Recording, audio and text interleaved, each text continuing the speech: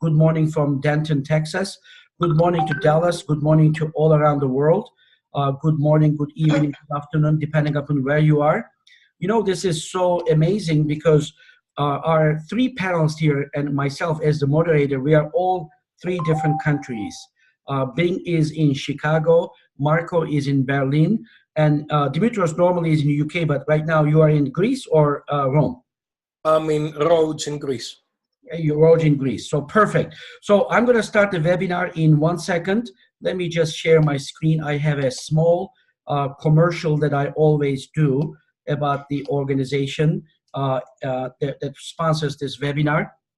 I hope you see my screen here. Welcome to the How to Get High Citations for Your Research Papers webinar. Before we start, I would like to do a quick housekeeping. You should have your app if you're connecting from a cell phone, a smartphone, or laptop or desktop.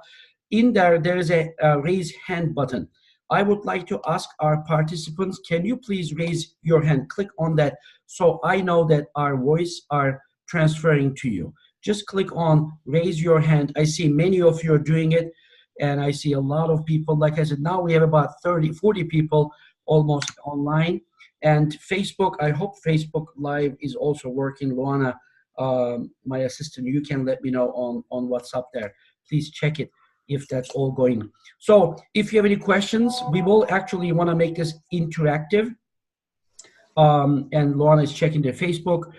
We will make this interactive so you can ask us questions by clicking on chat button or Q&A throughout this. I have some questions for the panelists. So I would like to just tell you that greetings from Cappadocia. I normally live in Florida. I'm a professor of University of South Florida, but I happen to be at Nevşehir University, and this is a city where hosts Cappadocia, which is an amazing place. Sorry, Buhalis, Greece is beautiful. Turkey also has a lot of great places, so I would like to ask people to come to Turkey and Greece at the same time. both countries, and stop over in Berlin as well, and elsewhere. So today I gave a lecture in this unbelievable setting. I've lectured in many different countries, places. For the first time in my life, I was under the ground in the cave. This is actually a cave, one of these amazing building structures of Cappadocia, one of these buildings. It's unbelievable. So it was wonderful. But a little bit about myself, professor at University of South Florida. I also president of Association of North America Higher Education International, doing research, edit several journals.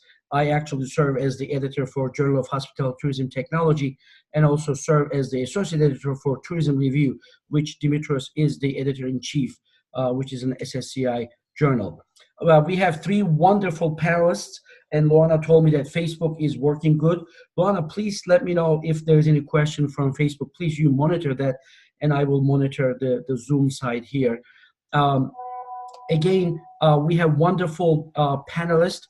The first one in alphabetical order, Dr. Liu Bing, is a distinguished professor of computer science at the University of Illinois at Chicago. Wonderful school. I'm not going to go too much because my first question is to ask the panelists about their quick background and also research area that they focus on.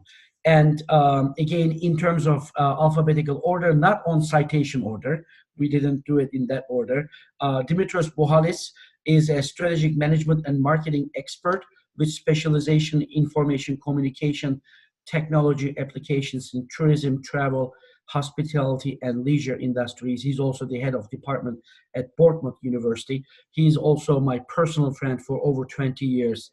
So I also would like to thank Liu Bing and Dimitrios to be here. I appreciate it. Last but not least, Marko Sarstedt. Marko is the chair professor of marketing at Otto von Guericke University, Magdeburg. I hope I didn't butcher the name of the university.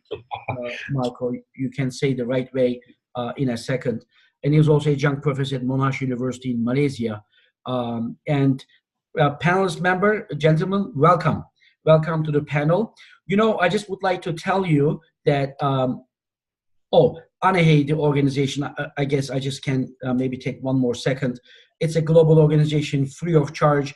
Also, M3 Center for Hospitality is the research center that I am the director of. I encourage you to become a member. It's free membership. We do a lot of great stuff. Some future activities that will be coming up. May 13 will be at New York at Fordham University. We'll be doing a think tank, which will be focused on a research paper output, service, and retail management. Please feel free to join. All the information at anehey.org is the website. Then we're going to have a conference about education and research in Sarasota, 21st, 24th May. Feel free to come. Again, the information is anehey.org. We will be doing the first education think tank. We are going to try to find out, to answer that, will we have need professors in 2030, 2040, etc.? Are we going to be replaced by artificial intelligence or such? Also, if you want to come to Istanbul, the only city in the world that connects 2 continents, here's an amazing excuse for you. Please come to Istanbul to Global Conference on Business and Economics. Dimitrios actually was the keynote speaker in our last conference, which we held in Florida. So that's going to be in Istanbul, Bahçeşehir University, amazing university right on the Bosporus. Actually, you see the university on that picture there. So we have also webinars, including this one. All of them are recorded and free of charge. Please go to anehey.org webinars to get them. Okay, that's enough commercial, about 10 minutes, it's enough. So I'm gonna stop my screen here so that I can see all the panelists. I do it in speaker view, so hopefully you all will be able to see it. Okay, gentlemen, my first question, and I'm going to start with Dr. Bing here. Please, and of course, then I'll go to Dimitrios with you and Marko, and then we'll go mix it up, the questions. And again, if you have any questions, please put them in question or answer or chat for those of you who are watching live. Okay, Bing, please give us a short background about yourself and your research area. Let's start with you, please. Okay, so my name is Bing Liu, and I'm a professor of computer science at the University of Illinois at Chicago. So before joining the University of Illinois Chicago, I was in National University of Singapore. I also was a faculty there. So my area of research is basically a few, which is mostly related to the data mining, natural language processing, and machine learning. So more specifically, I've been doing sentiment analysis, and which is quite related to tourism, to the marketing, all this type of thing. But of course, we did it mostly from the natural language processing point of view, and also in terms of computational linguistics. So my recent interest also includes lifelong machine learning and open world learning. So this is just different type of learning to get the computer to learn continuously instead of learning with one data set and then the process of the data set, build a model, and then use it. So we want to make the computer more intelligent, then they can learn and accumulate the knowledge along the way. And when you solve the future problems, it becomes much easier. So that's basically my background. Of course, I also did quite a few other things, but these are the things I'm currently interested in. Right.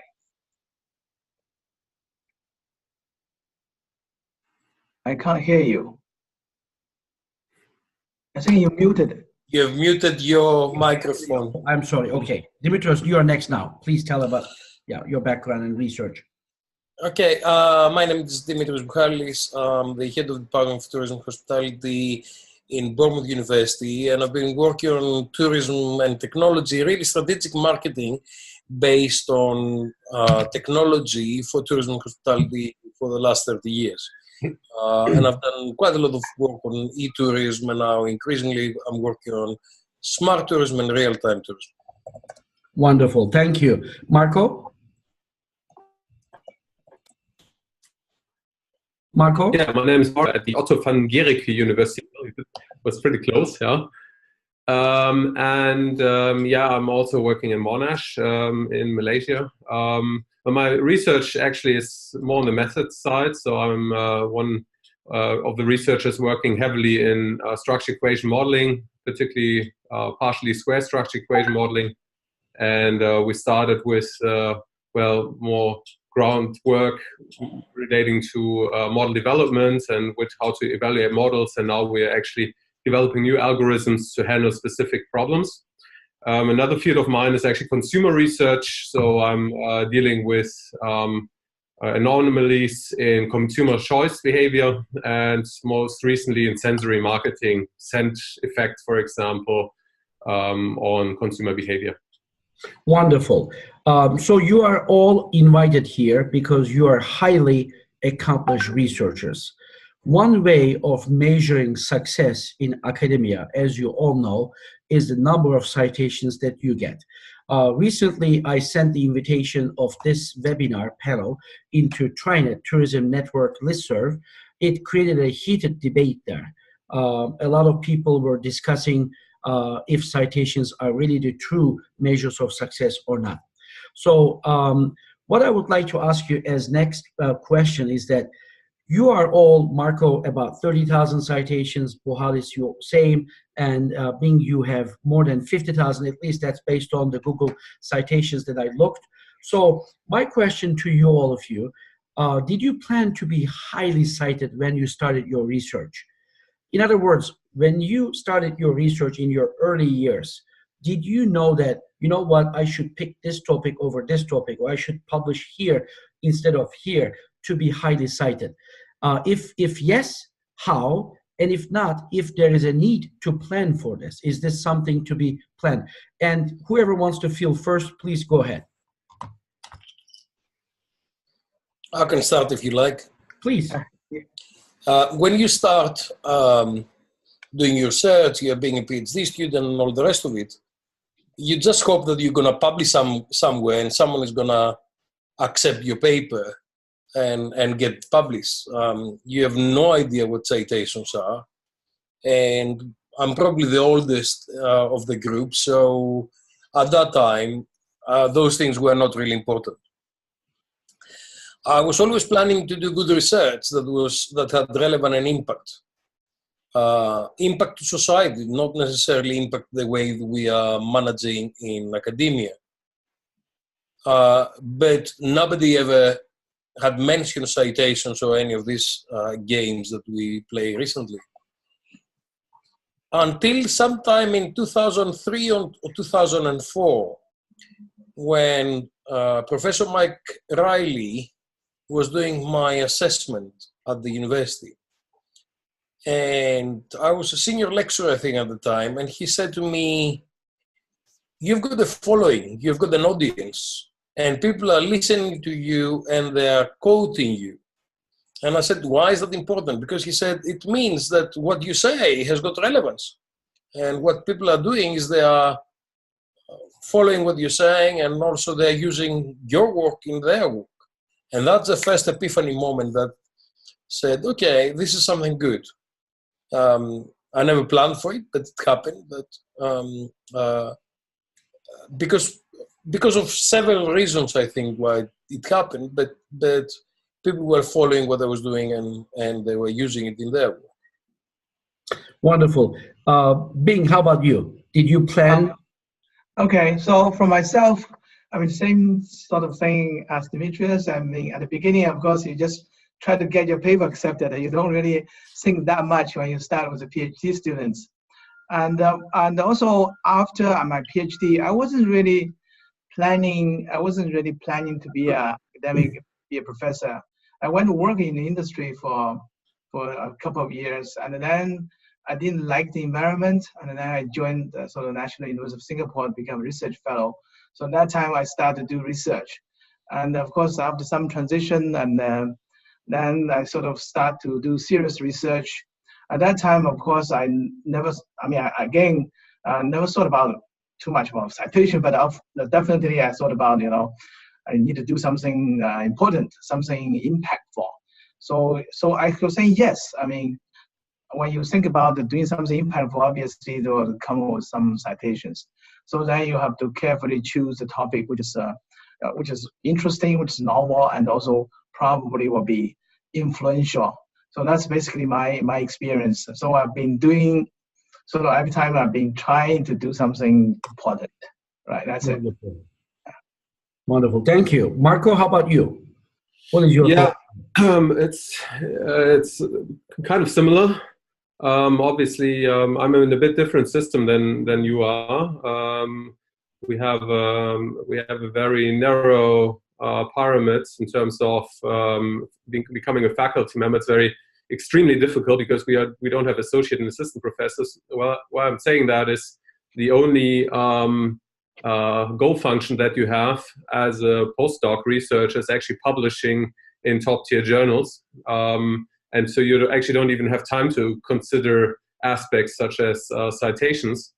But that actually changed in the last couple of years. Also in our goal functions recently, we consider this more strongly. Also because me, as being part of panels that have to decide about promotions and so on, citations have become one ingredient. I'm not saying it's like super important, but it is one aspect that leads to differentiation, because what we see is candidates are performing at very similar levels in terms of research output these days, very strong, yeah, also third-party funding, very strong, but then the citations are actually a differentiating factor, and that actually led us, like my entire research team, also to consider this more strongly. I'm not saying focusing on it totally, but like considering it in the way we write our papers, and especially in the way we present the research findings and summarize them. Wonderful. I'm just curious, are citations acknowledged in your institutions? Like, do they really care that, for example, are you treated better or you get promotion easier if you have more citations? In other words, do you favor, let's say, if you serve in a committee as an external reviewer or internal reviewer, I don't know, different universities, different systems, but if a professor or researcher has more citations, do you favor that person better than the ones that doesn't? Yes. Yeah, I would say yes. Yeah. Okay. Yeah. Same here. Dimitrios, for you? Well, I don't think that my institution is following that very closely, but when we are looking for promotions, when we are looking for evaluations, it's something that we are looking at. And also I'm serving on committees around the world, 30, 40 universities, and I'm asked whether someone should be promoted to professor. If someone has got a few publications that nobody has read, nobody has actually cited, you're kind of thinking, what is the impact of this person, you know? If someone, so yes, I think everybody is using them one way or another. I think some people are using them mechanistically, some people are using them more strategically. But one of the things that's really critical to mention here is that citations depends on your subjects.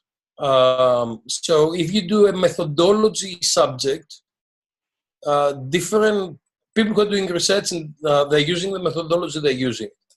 My area would say strategic marketing, technology, for tourism, quite a lot. It's quite broad area. I know colleagues on forecasting. The forecasters is a small group of 150 people, 200 people.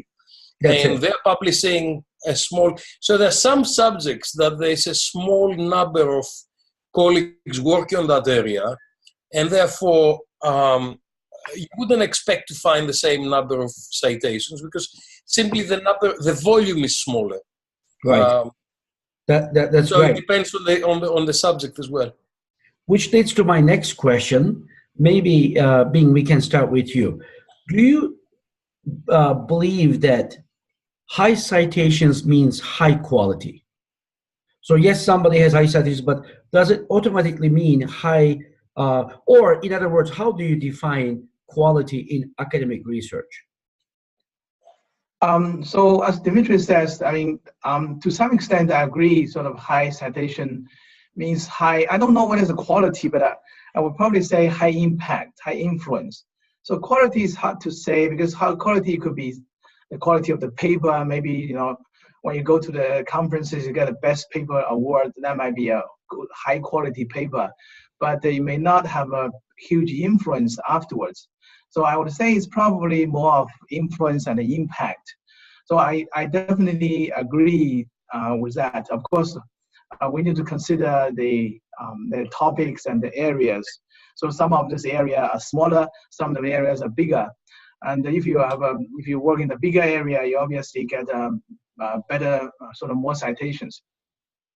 So I think citation is also somewhat we should consider to be an objective measure. And I sometimes don't really like people try to evaluate things subjectively, and they think this is the good, but you need to have some kind of objective measure of sort of research output, research sort of influence, research impact.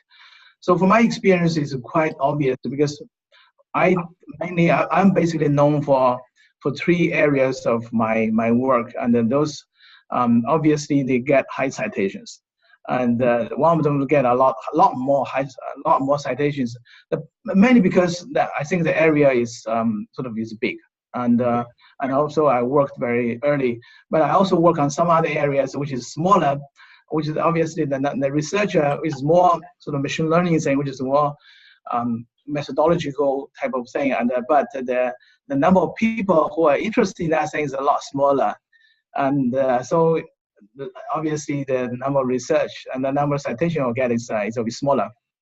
Right. So overall, I think it's good. I mean, I think it's a nice way of measuring people in some objective and quantitative way, which is always better than people say, you're good. I mean, it's just subjective. Yeah. Right. Wonderful. Yeah. Marko, how about you? High citations means high quality or not? Yeah, kind of, yes. Yeah, in a specific way. I mean, I would also rather use the word impact.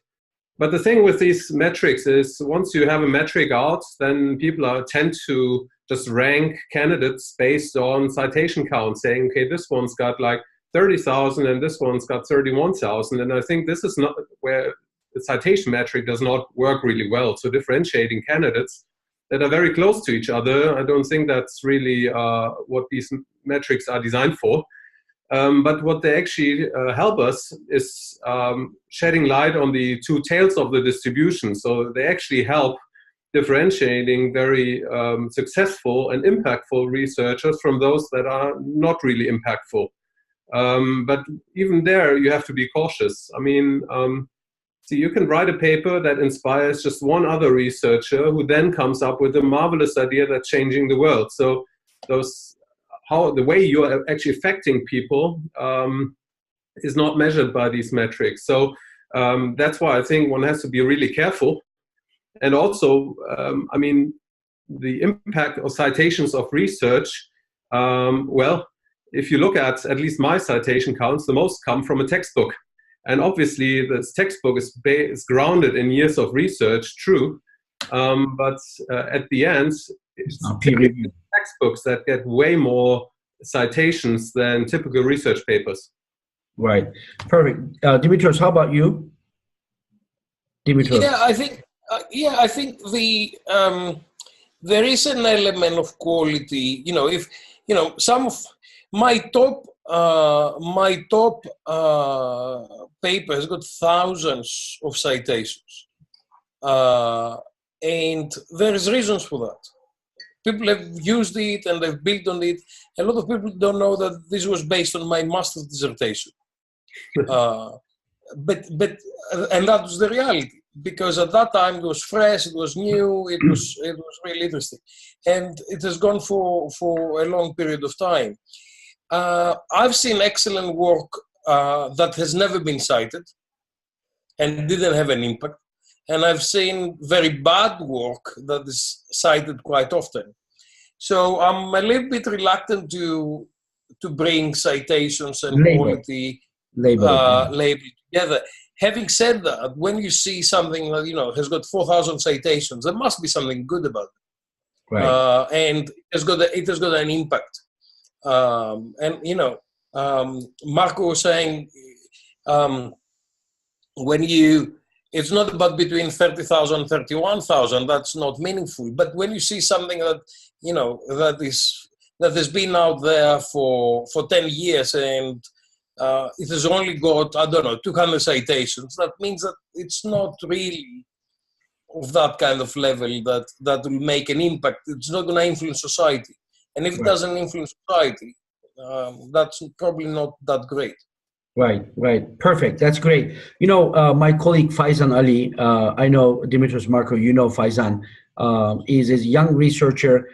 He told me he's doing something interesting. I think it's strategic importance for young researchers, maybe not for so much senior, but he's actually checking. He gets a alert from Google Citations when somebody cited his paper.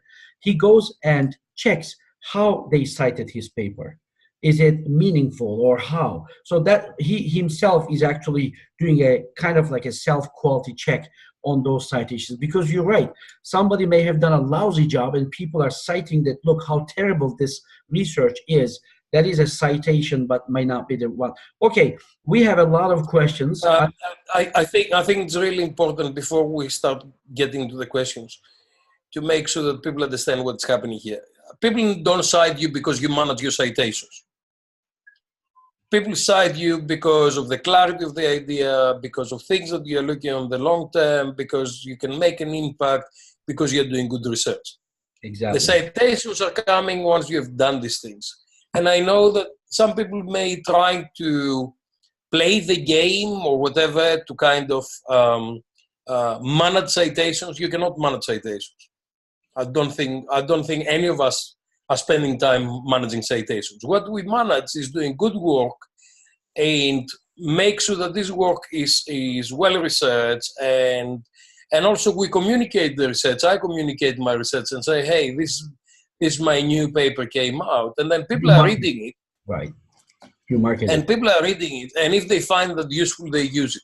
If they don't find that useful, they simply don't use it. So my message, because I know a lot of junior academics are following us and they're listening, is rather than spend the time to manage your citations, manage your time to do good quality work, excellent research that will have an impact. Right. Do not look into little corners, very small, tiny areas, but look at the big picture. And those things, normally they get picked up. Exactly. I agree. That is great. Managing citations, I think, Dimitrios, I have to tell you that there is a fact, right? When we look at the high citations in all of you, and you kind of like mentioned that, Marko, your textbook and PLS research that you're doing, methodology, everybody is doing it. And Dimitrios, for you also, some of the review papers that you have done and methodology, they get a lot of citations, and it's natural, right? So somebody asked, for example, that leads me to a question from the audience. Ivan Paunovic, I don't know if I should read the names of the people who asked, but anyway, I would like to give them credit. So, for example, he's asking that, is it better, in your opinion, panelists, to publish in special issues or regular issues of journal? I assume that he's asking from the perspective of citations. Any thoughts there? Does it matter if you publish in a special issue versus a regular issue? Well, maybe I can jump ahead. Well, at least I can now speak for the German system, yeah. From a acknowledgement perspective, regular issues generally preferred, at least were in my field, yeah. So this might be very field specific, because special issues typically, and I'm just saying typically, less competitive. Therefore it's generally viewed that it's easier to get into special issue. But again, this is very field specific. From a citation perspective, I personally think it's better to go into a special issue, because then you're close to similar papers and you get more attention in those research fields which are actually interested in the theme of your research and in the theme of the special issue. So I think it's from a marketing communication perspective, it's better to be in the special issue than in the regular issue. Okay, anybody else to chip in? And the same person is also asking about book chapters versus journal articles. Do they have any difference in terms of citations, in your opinion, or in your experience, I guess I should say? Book chapters are not going to be picked up in Scopus. They are not going to be picked up in World of Science. So, we are kind of implying that everything is Google Scholar, but it's not. If you really look on serious citations, you look into Web of Knowledge and you're looking to Scopus, and those book chapters will never get ranked there. So, yeah. Dimitrios, you got a question there. because you said that you are doing you're marketing your papers. Like when you have a new paper, you put it on social media, you ask people to read. If they like it, they cite it. This question is a follow-up to that. How do you specifically market your papers? What do you do for this? Well, I don't really market my papers, but when a paper comes out, then I'm using my social media, because I've got all the platforms, and I've got LinkedIn, I've got my Facebook page, my Twitter, my Instagram, my WeChat, and I say, guys, new research just came out. Look at this if you're interested, and I put it on the blog. So if you really want to play a little bit on how you do these things, is you really need to use the right keywords. So when someone is looking for particular things, it comes back to your article. The other thing is that, and we do that for Tourism Review as well, sometimes authors write very, very complicated titles on articles. That's a very long title that's really about focusing on a small village somewhere that very few people are interested on these kind of things. And this is something that I've been working on for a while, that I don't really work, I don't want to do research for the village of my mother, as I say. You know, I really like to have a much broader kind of research that people will be using much more. And then equally, when this is out, then we have the opportunity to release it to the world and say this is out, and then people are looking at it. So it's a full circle. Right. You pick up the topics that can make an impact, because that's what I'm interested in. You write the paper, you get it out, then you say to the world that the paper has been out. And right. That's the circle. Marko, you are very active on social media as well. I see that you not only share your own research, but also the researchers that use your research in the context of PLS, right? So what would you say to this question in terms of market? Is there a need for researchers to market their research? Again, for maybe the goal might be getting more citations, or maybe even just dissemination, like spreading the good research that you do. Yeah, I mean, absolutely. See, academia is not much different from the rest of the economy. We're talking about attention economy and being able to get through to the customer. And kind of the customer, when you do research, are your fellow researchers and practitioners and those other stakeholders that actually engage in relevant decision-making that is being related to your area of research. So yeah, absolutely.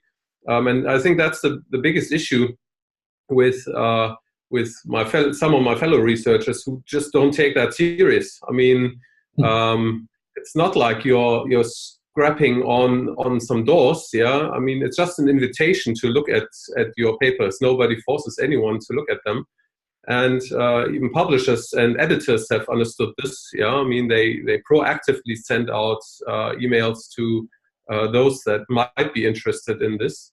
And so my advice to younger researchers would be, market your papers via social media, and also proactively send it to those authors that you cited heavily and relied on in your research. I mean, I would never, ever write back, well, why are you sending me this paper? I mean, I'm thankful for research that is stimulating and exciting.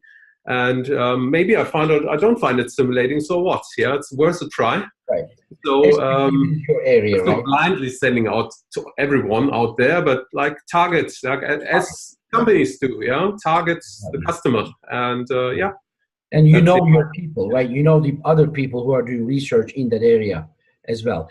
Bing, how about you? Do you market your papers? Do you do anything in this? No, I not really. I mean, I don't use any social media, and I don't market. I don't do anything. Yeah, because I couldn't find you. I looked for you in Facebook and other things, but I couldn't find you. No, I'm not on Facebook and not on Twitter. I registered on the Facebook once. That was because I need to write a reference letter for my students who was applying for a fellowship in the Facebook's research, some sort of program. No, I don't really do anything. I think in computer science, is not so many people doing it. There are a few, but very few, yeah. I see. Okay. Now another question came. Again, many questions. Hopefully we'll have enough time. So one young researcher, I assume, asked this question. Citations rates vary across different fields. This particular person is talking about benchmarking. So she's saying that there are some, he or she, hopefully Sherry, the first name, but sometimes it could be male also too, don't know, don't want to assume, that's saying that her dean or his dean compares these rates to other.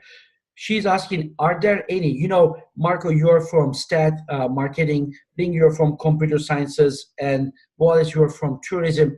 Are there any, she's asking, benchmarks? What is a good citation number to compare if the dean is actually using that in some of the decisions? Do you know any things like you guys are 30 to 50,000 citations? Obviously, you are outliers. I mean, I have 4,000. I feel lucky compared to you, I'm a baby. But so what is your thoughts on that? Do you know anything like in computer science, Bing?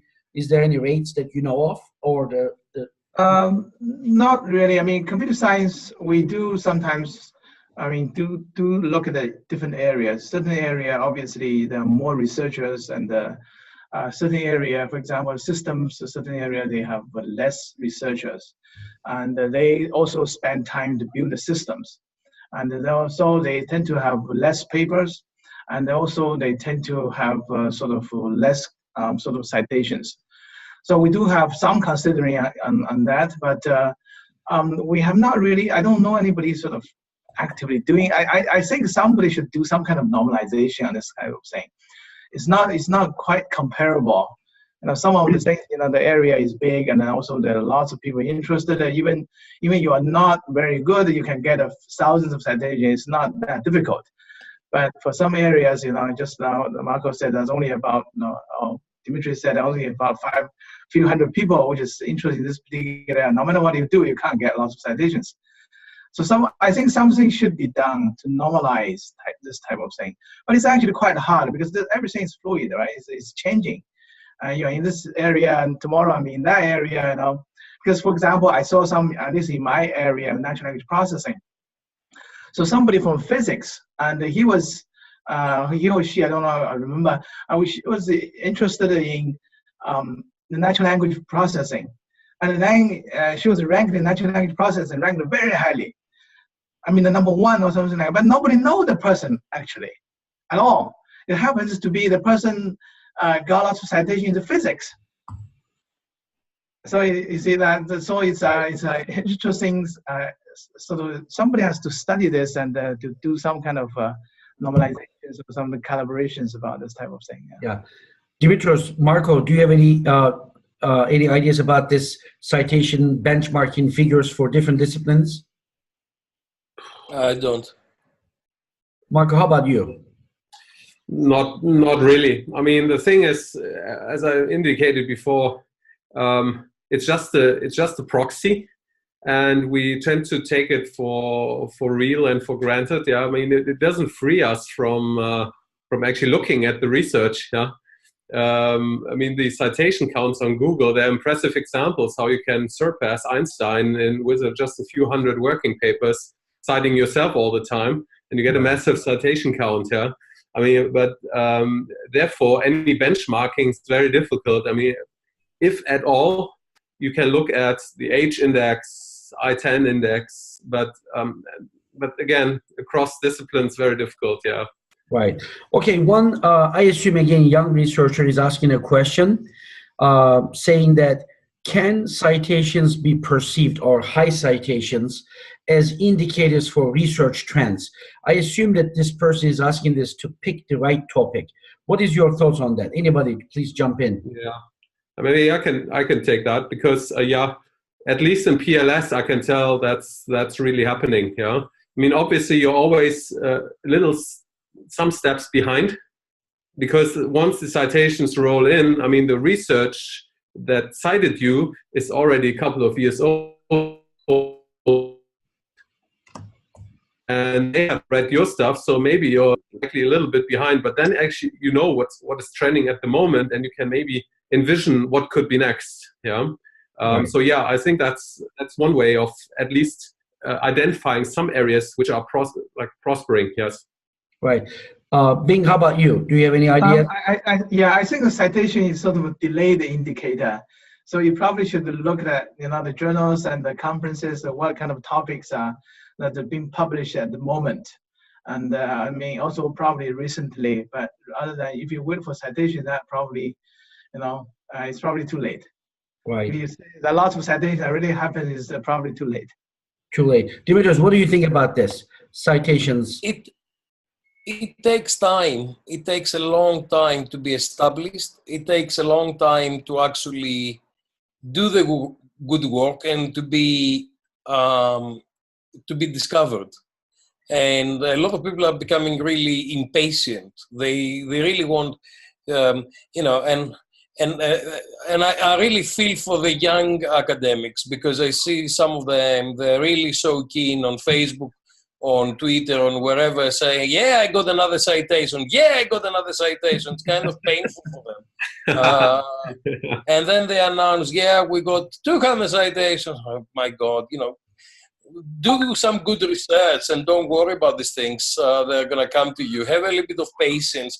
Just take care not about your citability, but primarily the quality of your research. And it's a little bit sad that we're all chasing numbers, but it's really about, and the debate on TriNet is what we're showing, but it's really, let's say some good ideas. Let's function in a global way. In my field, which in tourism, Mike Hall is the number one on citations, and he's really almost double mine.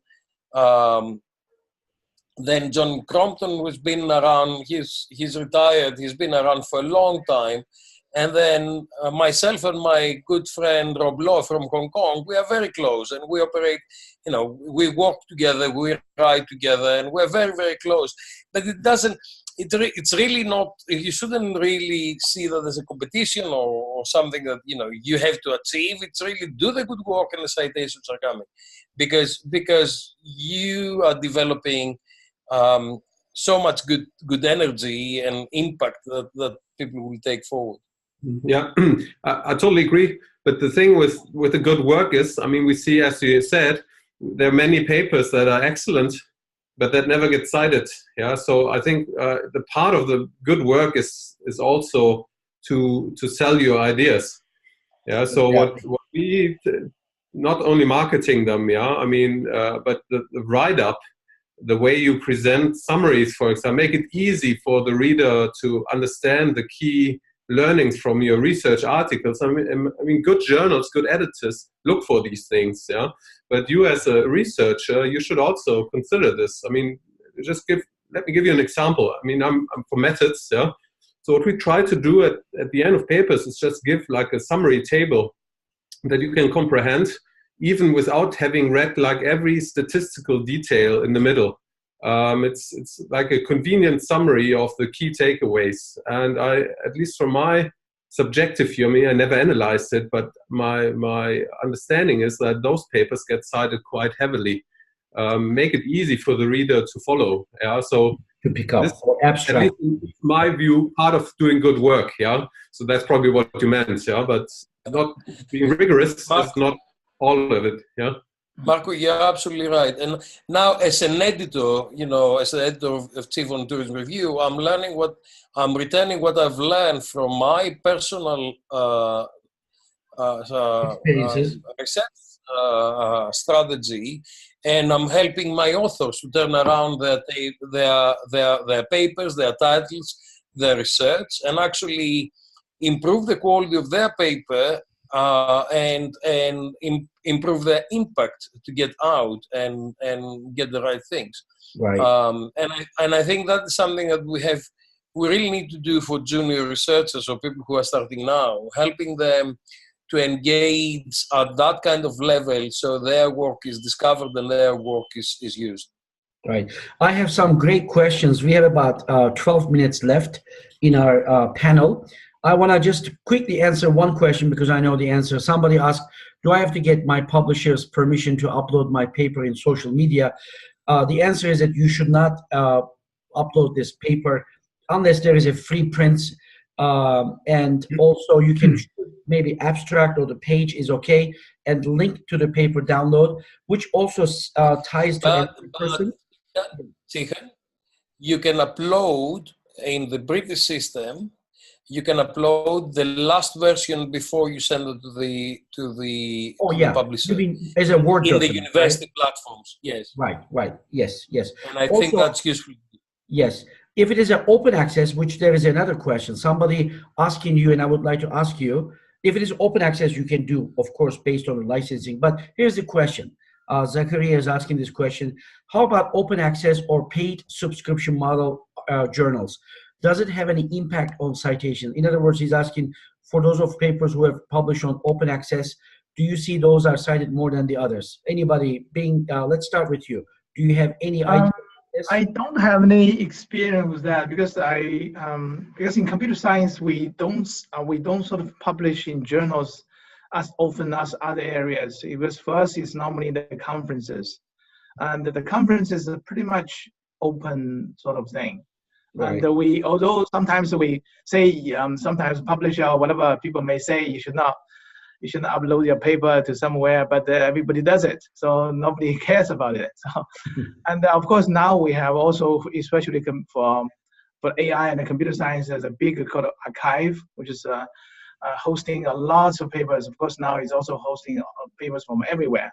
So but we have not done much on uploading there. We did something recently, and I don't know really what is the impact of that. Of course you want to get your idea early. Right. Marko and Buhalis, how about you? Do you guys have any idea about open access articles that you publish get more citations than the others?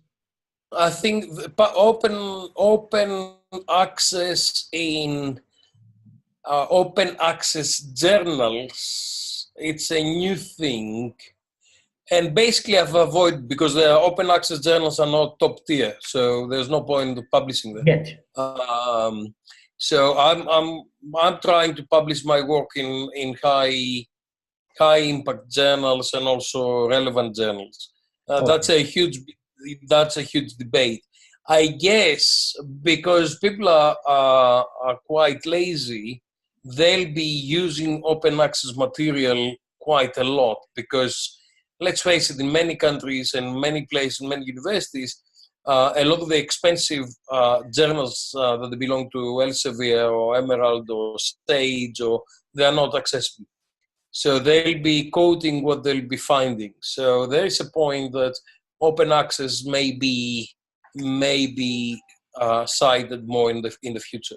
Yeah, ANEHE is working very hard on its own open access journals. Hopefully, will be ESCI Scopus Index soon. Marko, how about you? Do you have any experience in open access versus? Do you have any papers published in open access journals? Yeah, I have. But generally, the open access journals, most of them are really not relevant for me personally. Yeah, because we try to publish in very high prestige journals, which are typically not open access. Yeah, but I'm not saying that all open access journals are junk. Yeah, I mean there's a bunch of journals that are high quality. PLOS ONE, for example, a multidisciplinary journal. It's excellent. It's at least for us excellent. Yeah.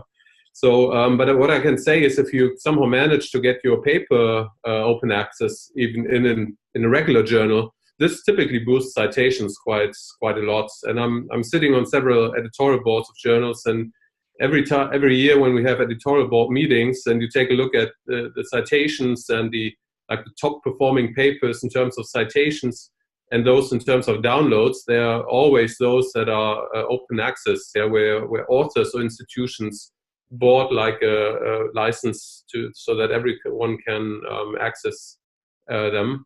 But there's certainly also an interaction of some kind. I mean,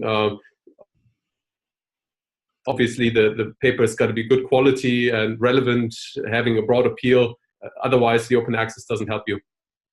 Journal of Global Business Insights, which is one of the journals that ANEHE publishes, is open access. I agree with Dimitrios, what he's saying, that downloads are amazingly fast.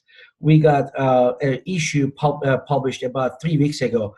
We already got 5,000 downloads, which is again, for a young journal, it's quite good. A couple of three people actually asked a similar question. I would like to ask you this. Do you have any thoughts? Publishing in a specialist journal versus multidisciplinary journal. Are there any difference in terms of citation impact or impact it may generate? What are your thoughts about that? Specialist or generic is the question. Specialist journal, I guess generic, or multidisciplinary journals. Yeah. I mean, I may jump in. Yeah, so please. For computer science, there are some fairly general conferences. And over the year, for example, in the area of artificial intelligence, there are two, probably more, two prestigious conferences which are basically covering every area of computer science. Every area of this AI.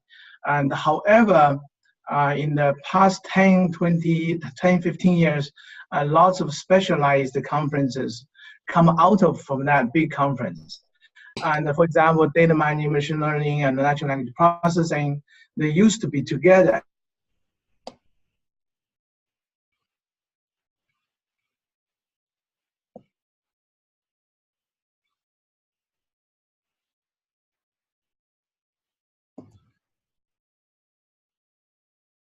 You should publish in a special area, because in that area you tend to have more people interested in saying.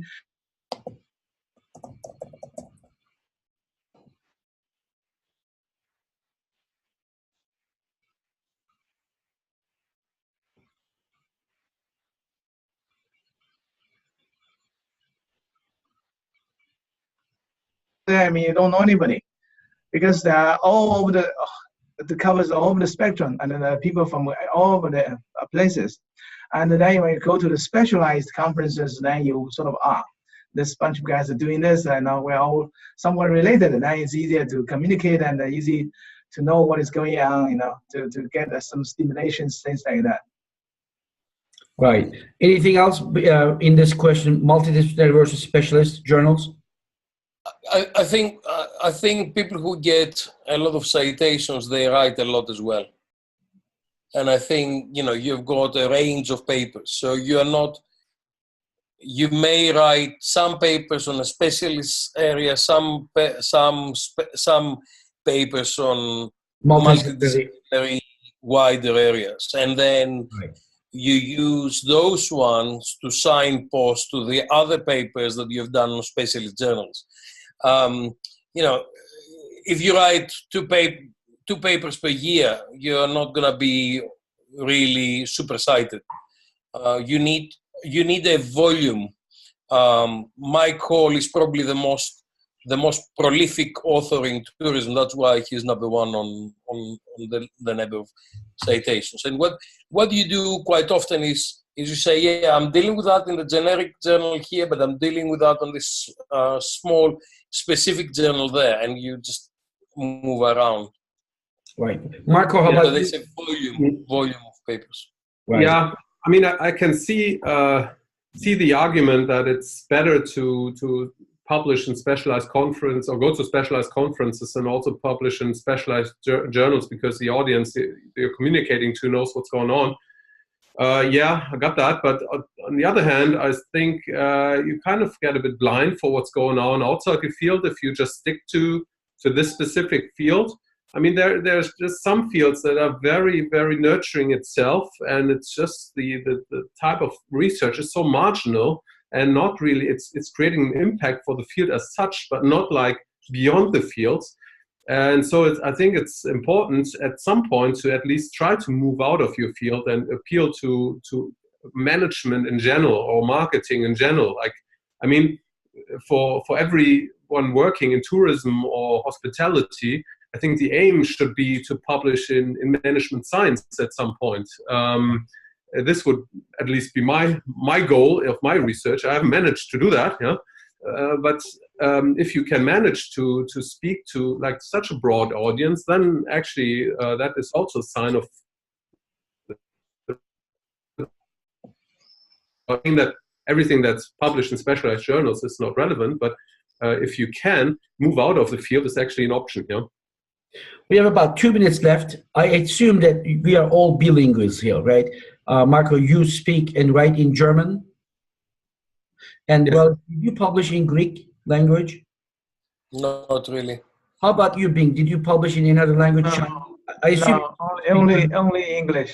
Only Okay. English. So here's the question. One person is asking, is citation numbers being fair to non-English speaking researchers who are doing excellent work in their native language? What are your thoughts about that? Well, I'm a non-English speaker who became English speaker because if I want to communicate, I had to kind of not to write in Greek and write in English. Everybody can write in languages that they feel that they've got access, and I think that's critical. Now, if someone is starting their career, they may like to work with more established people who have been working in different languages and take the language barrier down. But it's inevitable. I mean, the important question is really the other language that will be prevailing is Chinese, and I think citations in Chinese, and I'm sure that in China there may be similar kind of systems where they measure productivity that may have an impact. Right. Marko, how about you? Have you ever published in German? Oh yeah, a tiny bit, but I'm not a particular fan because I think if you really take research like serious, then you need to appeal to a broad audience, and like the broad audience does not speak German. Yeah, so right. I think that's just so the language of academic research is English, right? So either like it or not like it, it is a fact. Yeah, and not the research. You do the language on whatever research, but publications can be published. You know, they are published in English, but they can be published in other outlets as well. But if you really want to have global access, it's primarily English. That's one last question. I think it's important. Marko, are you an editor of a journal? Not a regular editor, no, but special issue editor and area editor. Okay. How about you, Bing? Are you editor of any journal? I'm not a chief sort of editor. I'm not a chief, but I mean editor, sort of action editor or associate editor for many journals. Yes. Okay. Wonderful. Here's a question, and Dimitrios, I know you are. Somebody said that journals and journal reviews seems to be publishing us to cite other articles from the journal we are submitting, or the editor's own research in order to get through the review process. What are your thoughts? Do you observe that? I mean, obviously, you are not doing it, but do you see that the young researchers are being requested like silently, hiddenly to do that? Yeah. What are your thoughts on that? Yeah. I know journal does that. I know one or two journal does that. Yeah. And you don't support it, right? Obviously. No, definitely. Definitely not. I don't support that. Yeah. Marko, I think most of the editors are under pressure to increase the citations of their journals. And I think one way or another, this is happening. In tourism review, what we say is that you really need to engage with the journal and the style of the journal and the areas that we are dealing with. And in that sense, I would be surprised if I get a manuscript that has never engaged with anything on tourism review. So in that sense, we encourage it, but it's not a requirement. Right. Marko, how about you? In your guest special issue, do you like people when they cite your papers? Do you want them, or do you ask them to do it? No, I mean, we don't ask them, but obviously we're probably some, like Christian Ringler and I, we're probably among the most highly cited researchers in PLS. It's a bit odd if you submit something to a special issue that we are editing and you don't cite us at all. And I'm not saying this is like attacking my ego, but it's just not, doesn't seem to show an overview of the relevant literature. But like we just edited a special issue of Internet Research. There's a bunch of papers that we accepted that cite us like once or so. I mean, that's perfectly okay, yeah? So not a problem. If it's not relevant, our research to the papers, then don't cite it. Yeah, sure. But I think it's smarter to at least look for the journal and try to cite the journal, because if you don't tie in with the discussion in the journal, then that's probably more difficult to convince the reviewers and the AE and the editor that the paper is a good fit. Wonderful. Thank you so much, dear panelists. I thank you for taking the time. And this is an issue. I have still more questions, but we promised you we're going to take you only 1 hour. I appreciate your time. In closing, while we are going around, any quick advice to young researchers that you did not cover already, if any? Otherwise, say goodbye and then we'll close it up. I think you should research things that you really are passionate about, that you really care for, and you should research on things that you should make an impact to society. And don't worry about citations and things like that. They'll come if the research is good and there's an impact and people use your research. So be passionate about your area. Yeah, I agree with that. Yeah. Just do anything else from you? Any other advice? Just adding 2 words: have fun. Yes, right. Yeah. And also, if you search on the internet, there's lots of links to basically give you tips how to get high citations. You should read that too. Okay. Right. Absolutely. Absolutely. Perfect. Thank you again. Have a nice night, evening, day. I appreciate you. Hope to see you somewhere. Yep. Bye-bye. Thank you. Thanks, buddy. Thanks. Bye. Thanks to all of you who join live on Facebook and also in Zoom. This session will be recorded.